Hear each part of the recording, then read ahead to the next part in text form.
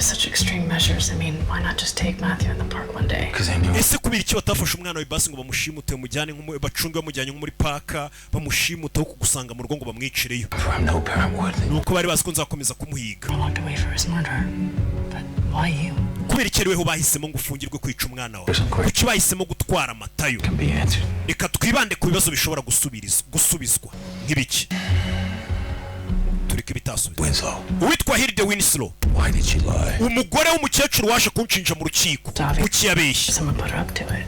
koko nibyo duhere kuri uwo mugore I took Matthew.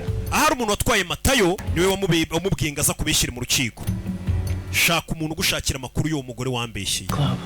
ngiye gushaka uwahoze ari umu editor wanjye mu kinyamakuru Globe If we're right about this, bino bintu dusanga ari ukuri then there's someone very dangerous behind. haraza kuba hari abantu babi cyane babiri inyuma So be careful. bivuze ngo ugomba kwigengesera ugomba kwigengesera nawe wirinde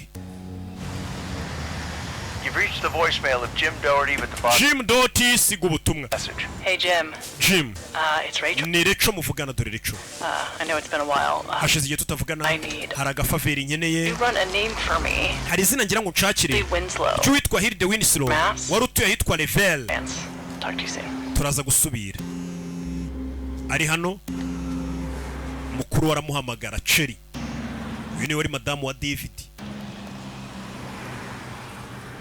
Hey, hey did you see I sent the e-vite? we wabonye ibyo nakoherereje se Did?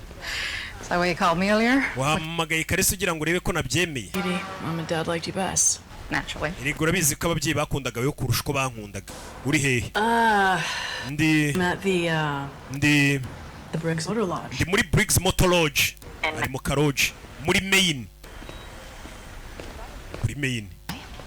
kubera iki uri muri Maine I needed to see nari mfite kujya gusura uwahoze ari umugabo wawe David before I went, but I knew. nakabaye nabikubwiye mbere ko njya kumusura gereza Cheryl? n'ubundi wamusuye Let me explain. reka ngusobanurire impamvu nagiye gusura David No, I don't- oya ntabwo nshaka kuyimenya iyo mpamvu Whatever it is. wowe urajya gusura uwahoze ari umugabo wanjye wanyiciye umwana twabyaranye Me. ntabwo nshaka kumenya impamvu wagiye kumusura gereza Talking. ndambiwe no kuvugana nawe bye I gotta go. mfite no kugenda mpita mukupa urumva byakubabaza nawe kumva umuvandimwe muvukana ngo